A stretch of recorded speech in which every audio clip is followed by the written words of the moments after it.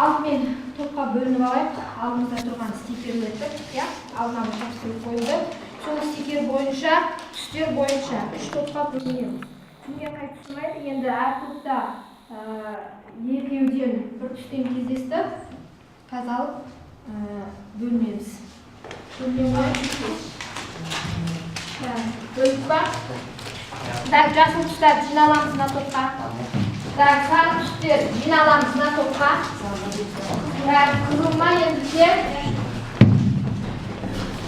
Қызыл түстер жиналамыз мына топқа.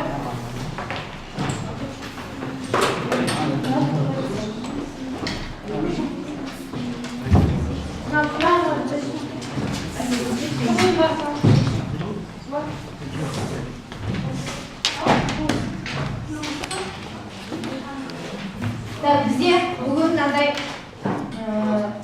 стратегия қолданамыз. Әр топта берілген тапсырманы 3 минутта орындаймыз. 3 топқа бөлдік. 3 түйінді қойдық.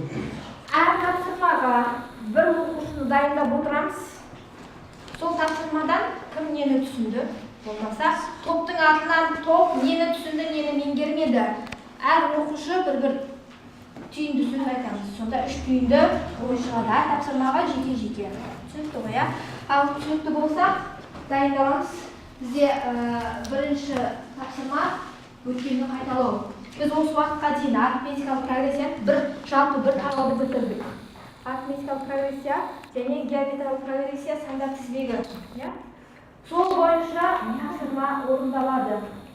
Қазір тапсырманы бөліп аламыз. Бірінші, екінші тапсырманы Айгерім, сендердің топтарын. Келесі бізде үшінші, төртінші тапсырма. Айбол, сендердің топтарын, яғни жазып топ. Келесі тапсырма бізде 5-6 болады ғой, 5-6 тапсырманы сымбат тапсырманы орындаймыз. 3 минутта қорғап шығамыз, тез-тез.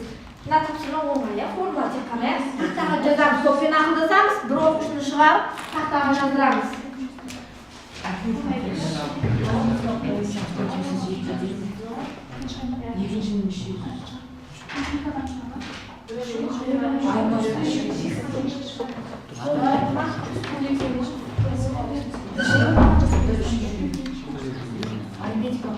Biz oradan cevap bölümümüz gerek ki vakıfta.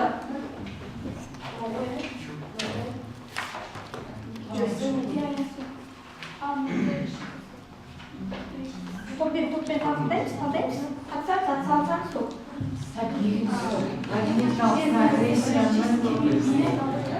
Қасиетін өрнектейтін формула. Қасиетін өрнектейтін деген бізде ортасы деген бар еді. Екі шеткі мүшесі бар, ортаның мүшесін қалай табатын еді? Сол формула бар еді. Теорема.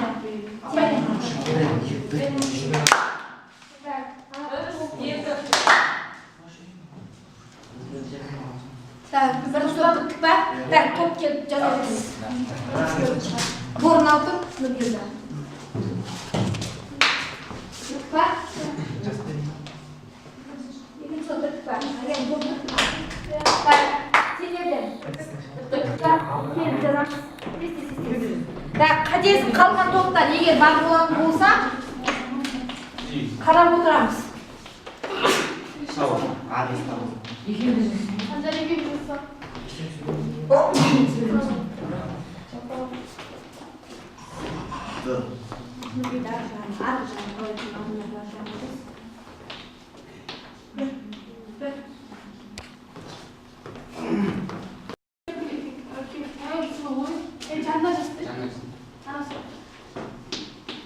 Формуланы қараймыз.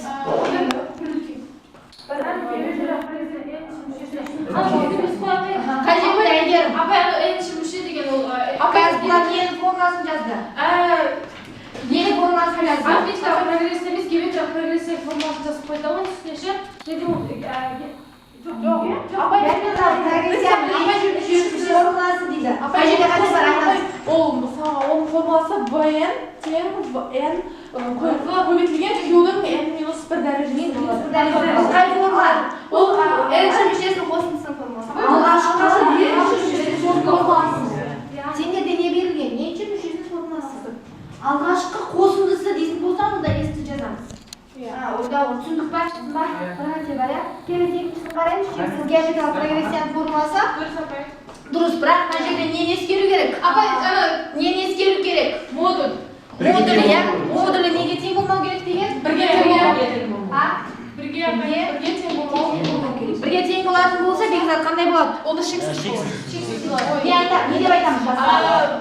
Басқа не деп айтамыз? Шешім жоқ болады. Шешім бөлімі нөлге тең болмау керек. Так, келесі. Тапсырма сендерде екі берілген, мынау неше? Айырма. Д-ма? Иә. Уақыт тұрмысыңыз. Үшке тең ба? Мына жерге тең деп жазбаймыз ба? А1 қосылған 4-ді.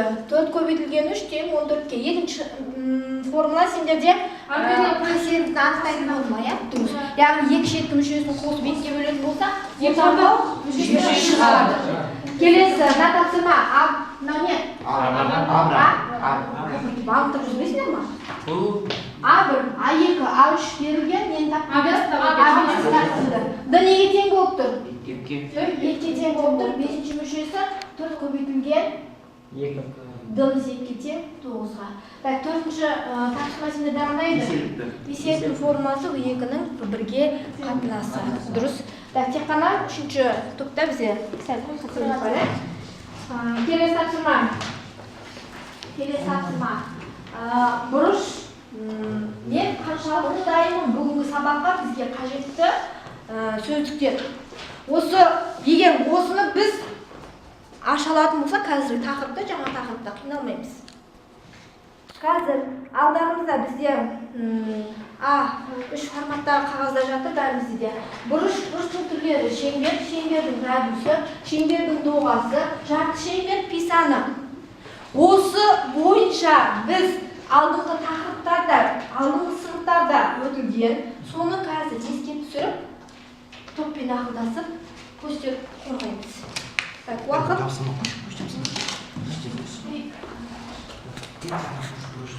Уақыт бізде 7 минут.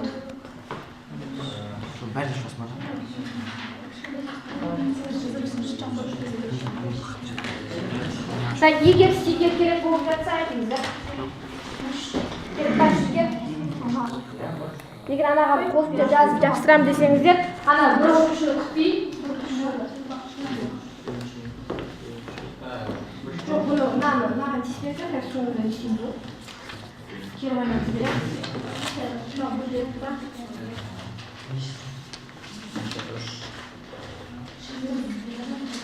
Жалпы бұрыш дегеніміз не?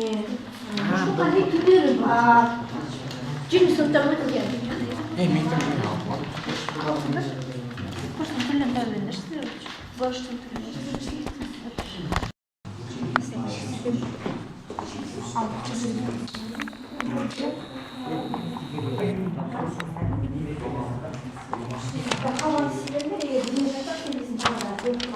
Бұрыштың қандай түрлері бар еді? Жоқ, бұрыштың түрлері. Доғал, түйір, иә, орып қалыппыз ғой, иә?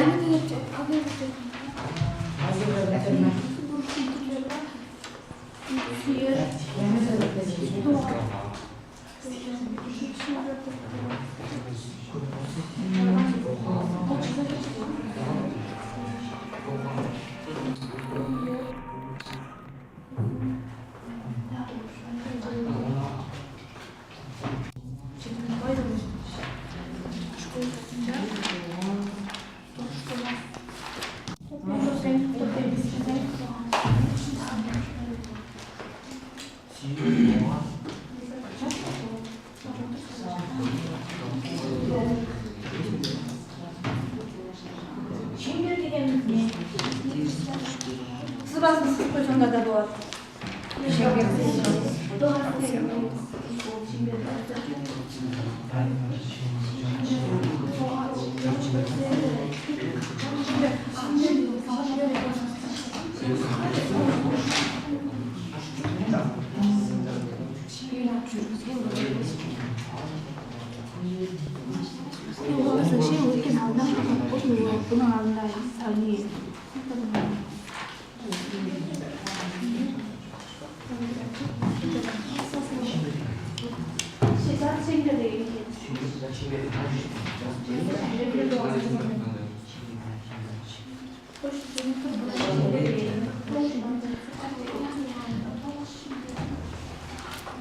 Ters burs normalmi? Sen nima ters burs?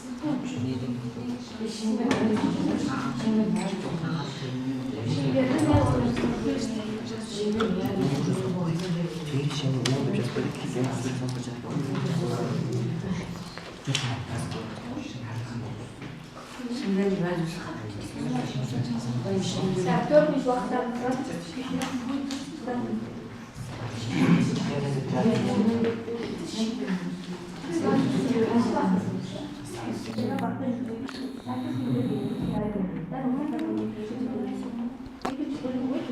Ya o bölünüyor. Niyeyse? Yok. Can çevir ya o bölünüyor. Hayır yok. Can çevir ya.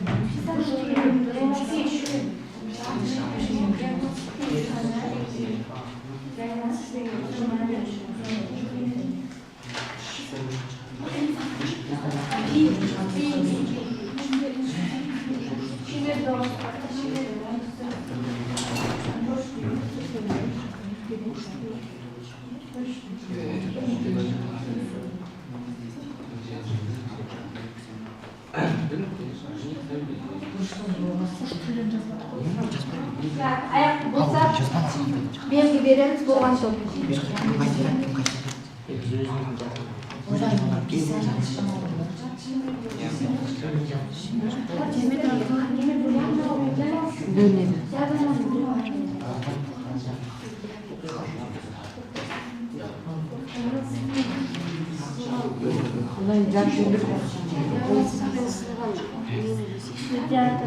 Ben bölünген şingirden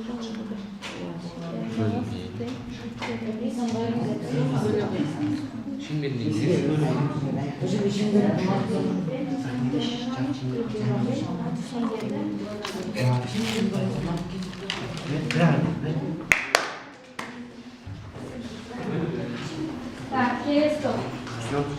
Jest to,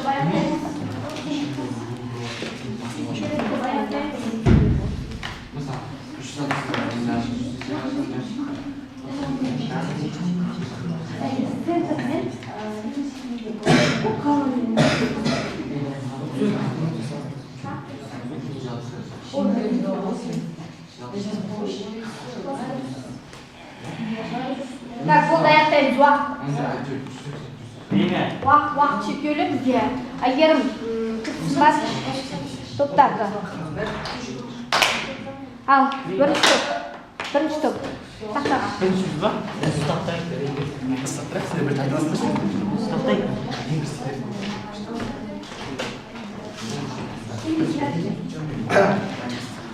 Бұрыш деп біз бір нүктеден шығатын екі сәулені айтамыз. Ал бұрыштың түрлеріне келсек, оң және теріс болып екіге бөлінеді. Оң сәулесінен алғашқы орналасу жағдайынан сағат тілінің бағытына қарсы бұрғанда пайда болған бұрыш оң бұрыш деп аталады. Теріс бұрыш дегеніміз сағат тілінің бағытымен бұрғанда пайда болған бұрыш теріс бұрыш дегеніміз. ал шеңбердің радиусы дегеніміз ол шеңбердің қақ ортасынан бөлетін кесінді деп айтсақ та болады. Кесіндінің жартысы, центрінен бөлетін кесіндінің жартысы. Радиус ол диаметрдің жартысына тең болады. Және де пи саны, ол пи саны тұрақты шама, ол 3,14-ге тең. Ал жарты шеңбер дегеніміз, бұл шеңбердің жартысын біз радиус шеңбердің жартысын біз радиус арқылы бөлгенде Не арқылы бөлеміз? радиус арқылы бөлгенде шығады жарты шеңбер. Ал бұрыш дегеніміз бір нүктеден шығатын екі сәуле. Центр бұрышынан қалған бұрышты біз шеңбердің доғасы деп атаймыз. Болды ба? Келесі топ. Одан топ.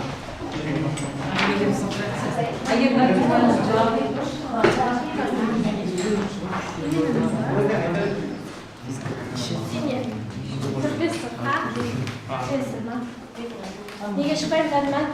Қаншалықты дайынмын деген біз енді керемет дайынбыз деп айта алмаймыз, сонда да өзіміздің бағымызды бұрыште ол бір нүктеден шығатын сәуле. Бұрыштың көптеген түрлері бар, соның біреуі шамасын атап өтейік: доғал, тік бұрыш, сүйір бұрыш, жазыңқы бұрыш. Және де шеңбер ол шеңбер екі түрі болады: толық шеңбер, жарты шеңбер. Жарты шеңберде ол диаметр арқылы бөлінеді және сол кезде диаметр арқылы пайда болады. Шеңбердің радиусы оның центрлік бөлігін көрсетеді. Пи саны ол тұрақты шама. Ол нешеге тең? Келесі тоқсындар. Жігітке беріп, жігіттерге беріп, жігіттерді сөйлесін. Білеміз ба? Тұрамыз ба? Бұрыш бұл бір нүктеден шығатын екі сәулені деп атаймыз, яғни бұрыштың түрлеріне келсек, бұрыштың түрлері доғал бұрыш, сүйір бұрыш және жазықты бұрыш бөлінеді. Шеңбердің доғасы, яғни шеңбердің дәл ортасынан қақ бөлгенде қалған бөлігін доғасы деп аталады. Жарты шеңберде пиададан бөлікке бөлінген шеңбердің екінші бөлігін анықтаймыз. Біздегі пи саны 3,14 шапырақты шама 3,14-ге тең болады. Шеңбердің радиусы шеңбердің қақ ортасынан бөлген центр, яғни 10 нүктесі. 10 нүктесі шеңбердің центрі болады да. Сол жартысы ғой. Енді бұл жерде қосымша айта кететін нәрсе, бізде радиустың анықтамасы шеңбердің центрінен шеңбердің кез келген нүктесінің қосатын кесіндіні біз шеңбердің радиусы деп атаймыз. Одан кейін бірінші топ шеңбердің бұрыштың түрлері бізде тік, доғал, жазыңқы, сүйір бұрыштар төрт түрі бар. Одан кейін толық бұрыш деген кейін қосымша бізде қарастырылады. Соны ескереміз. Және де жаңа топ көрсеткен пи сендерден еді, пи 180 градусқа тең деген қай топтікі? Топқа 180 градусқа тең. Себебі бұл тақырыптығы сендер 8-ші сыныпта геометрияда өткенсіңдер. Естеріңде болса 45, 30, 90, ал біз осы 0 градустарды шамасын геометрия тақырыбында өтілген. Енді кітаптерімізді ашып, бүгінгі жазамыз, бүгінгі 17-сі. Тақырыпты жазамыз, жаңа сабақ бізде жазамыз тақырыпты.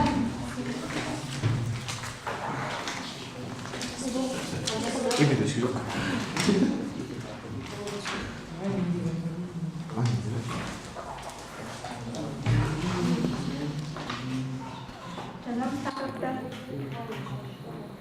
Бұрыштың радиалдық және градустық өлшемдері. Бұрыштың градустық және радиалдық өлшемдері. Шығатын екі сәуле, нүктеден шығатын екі сәуле, солардың арасында пайда болған бізде бұл бұрыш ұғымы. Енді бізде сағат тілі. Жаңағы бірінші топ бұрыштың түрлерін келген кезде сол оң, теріс бұрыштарды атап көрсетті. Ол бүгінгі тақырыптың бүгінгі тақырыпты айтып қойғанымыз бар сонда. Біз жалпы сағатқа қарсы немесе кері жүруге болады. Сәуле арқылы қараймыз. Егер сәуле бізде бағытын бұратын болса, қалай бұрылып тұр? Сағат тіліне қалай бұрылып тұр? Теріс. Онда ол бізде оң бұрышты береді. Теріс болатын болса, ол оң бұрышты береді. Дұрыс па? Егер сағат тіліне қарсы жүретін болса, міне. Сағат тілімен бағыттас жүретін болатын болса, онда біз теріс бұрышты аламыз. Онда мынаның бұрышы бізде теріс болады. Түсінікті ма? Сағат тіліне қарсы жүретін болса, бұрыш қандай болады екен? Оң. Теріс жүретін, бағытымен жүретін болса, онда ол бізде теріс бұрыш болады. Осы бізде естеріңде болса, жазықты бізде екіге бөледі. Енді мынау декарттық координата. Алдыңыз мысал өткенсіңдер. Декарттық координата жазықты неше бөлікке бөліп тұр? Бізде біріншісі басталады. 1, 2, 3 және 4 ширек. Сонда жалпы декарттық координаталар жүйесінде қанша ширек бар? 4 ширек бар. Бастапқы бізде 0 градус. Мынау қандай бұрыш бізде? 90. Ол бізде 0 градус. Мынауда қандай бұрыш бізде? 90. 90-ға 90-ны қоссақ 180 градус. 180-ге 90-ны қоссақ 270-ге 60-ты қоссақ 360 градус. Міне. Олардың арасында бізде бірнеше бұрыштар бар. Енді бізге ең маңыздысы бірінші формуланы қараймыз. Кітапта бірінші формула деп көрсетілген формула бар бізде. Қарайсыз ба? Формуланы айтып жібереміз. А тең пи көбейтілген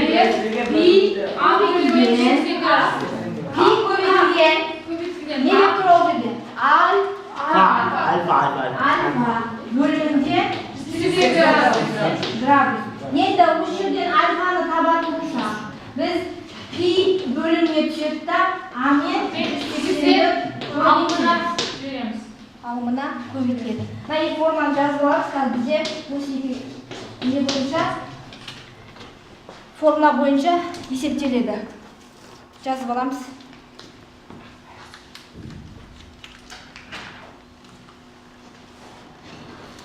Жазба?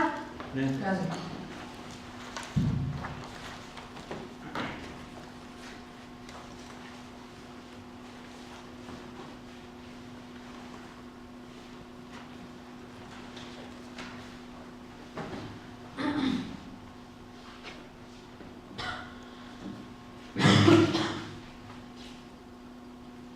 Мысалға, жазып болсақ бері қараймыз.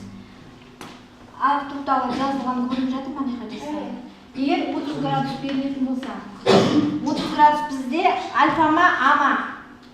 Альфа бізде 30 градусқа тең. Қай формуланы қолданамыз? Демек, неге айналдыру керек? Бізде градус бар, не жоқ бізде? Радианды айналдыру керек. Радианды бөлшекке айналдыру үшін жазамыз. А тең. Пи көбейтілген альфаның орнына 30 градус жазамыз. Бөлімінде 180 градус. 30 пен 180 градус қысқарады нешеге? Нешеге қысқарады Мұхаммед? 30-ды 30-ға бөлеміз? 30-ды 180-ға бөлеміз 6. Қалған жазамыз. Алымында пи бөлімінде 6. Егер радианды жазатын болса, пидің жаңағы мәнді санжар нешеге тең дедік біз? Апай, 14-ке. Осыны 6-ға бөлеміз. Міне. Радиан. Түсіндік қой, иә? Мынау бізде радиан бойынша немесе мынау бойынша көрсетуге болады деген сөз. Егер келесі мысалға А тең пи бөлінген 2 деп қарастырайық. Нені табу керек бізге? Альфа тең. Аның орнына пи бөлінген 2-ні жазамыз. 180 градус көбейтіледі оған. Бөлімде не болады? Пи болады, иә? 180 мен 2 қысқарады. Бірде маған нешеге түседі? 182 кеміз оғанша болады? 90 градус, иә? Мына пи мен пи қысқарады да неше қалады деген сөз? 90 градус қалады. Сонда 90. Тапсырма түсініп ма? Ondayız.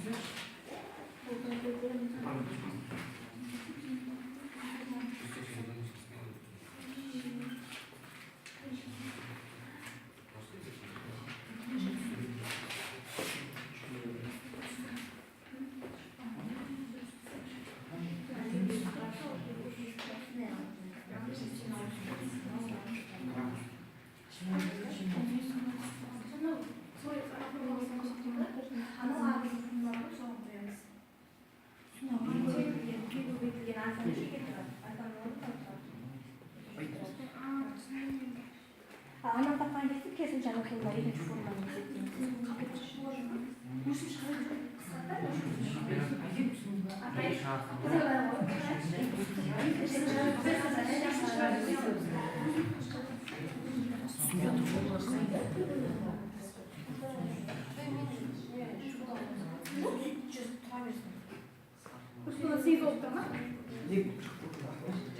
Келесі мынау бар, мынау градус табасын, мына жер табасын. Қарап тұрсыз, 90 градустың ішіне кетеді.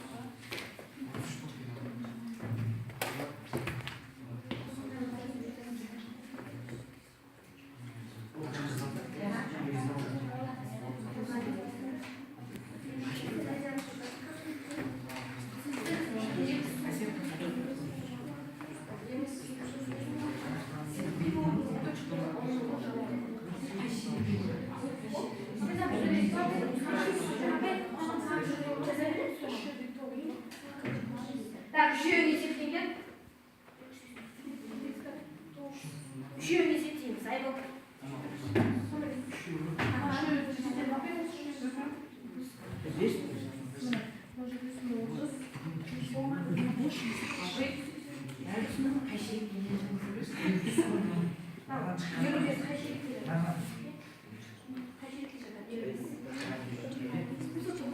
Қай жерде жатыр еліміз?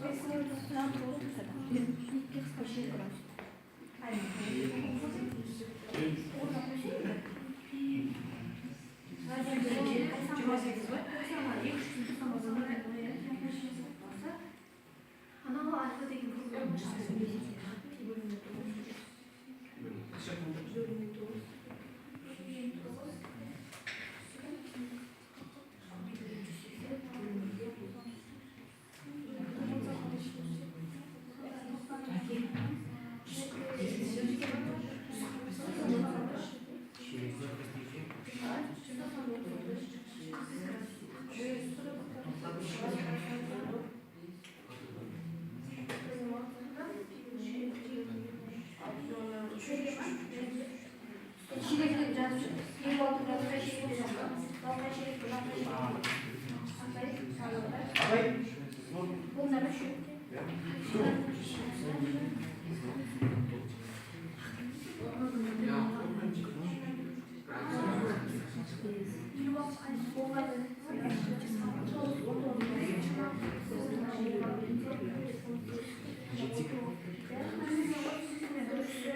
Так, на топка.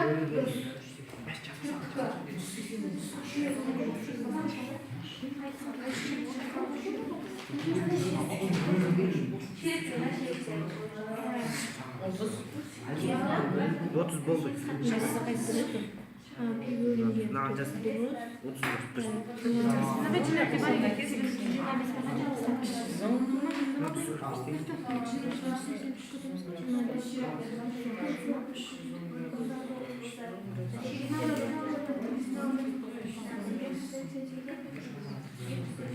Так, bir kuş bitti. Smart.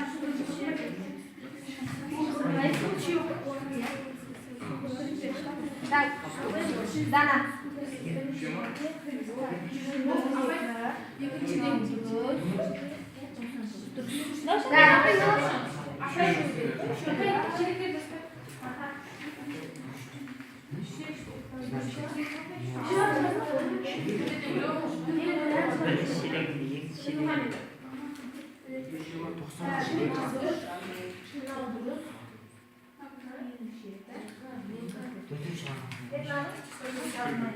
Gelirsin. Ya, açıp gidip çözebildim.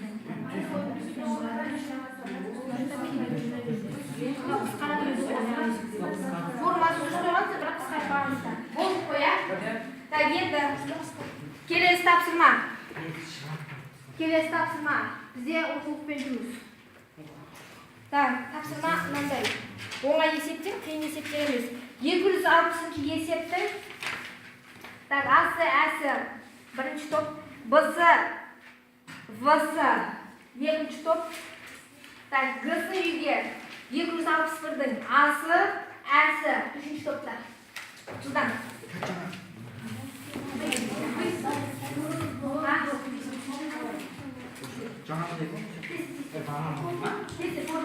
Болған топ дейді, тақтаны шығарып көрсетеміз. Дайындап қояйық.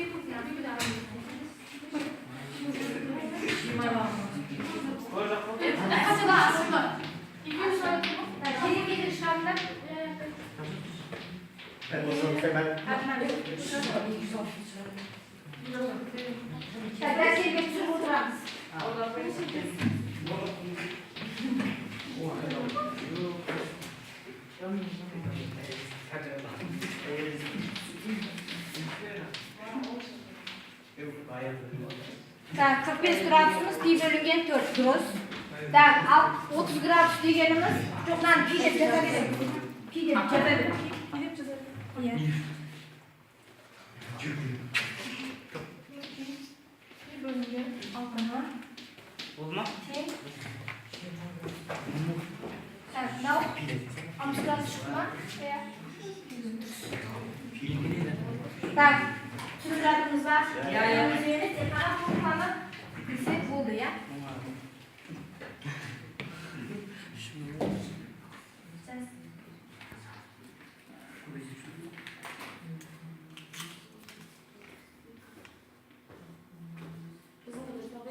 Ha?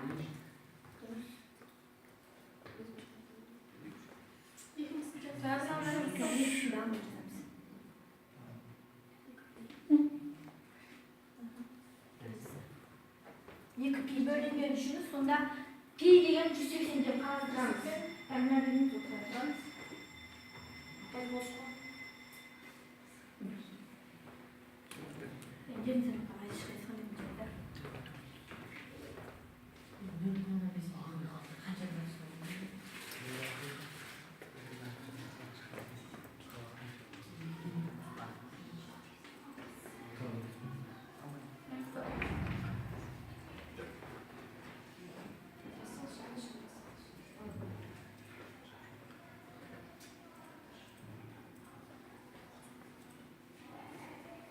Так, үйге тапсырма. Тапсырмамыз қалай? 261-дің Б-сы, В-сы, Г-сы. Одан кейін 264-ді жезеп, жаңа 260-дің Г-сы қалған. Сол тапсырмаларды үйге аламыз. Қазір алдымызда стикер қояйық. Так, күнде стикер қалды. Анкетаны жазамыз. 1 дейміз да, 2 дейміз да жазамыз. Одан кейін тапсырма мынандай. 1-2-ні бірінші қатар. Айбол. 1-2-3-ті сендер жазасыңдар. 4-5-6-ны айыр сендер жазасыңдар. 5-6 4-5-6 кетті. 7-8-9-ды жазамыз. Одан кейін 10-11-ді кім қалайды, сол жазады.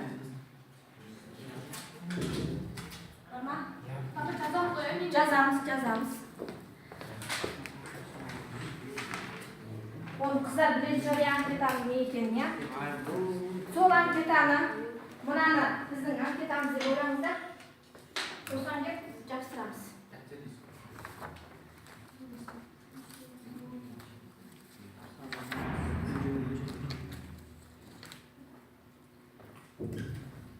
Бүгін сабақта атсалыспаған оқушы болған жоқ деп ойлаймын, я? Так, топтың мүшелері белсене салысты, бізде Айбол Айберіміздің бар. Енді кейбір есептерде болып жатты. Топтың мүшелеріне 5. Енді қалған топтың мүшелеріне бағана өзіміз қоямыз. Бірақ асыра сілтемей. Айбол, топтағы мүше үш оқушының несін айтып жібер? Бекзат. Адыл қоямыз. 4, айназ 5. Айназ 5 ба? Айгерім.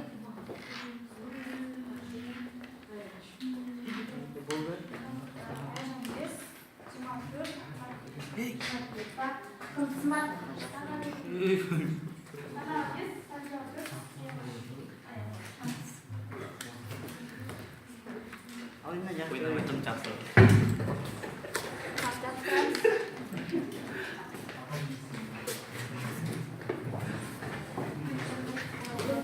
Негізі мен жазған кезде, рефлексия жазған кезде атты көрсетпесеңдер болады. Міндетті емес ол аттарыңды көрсету.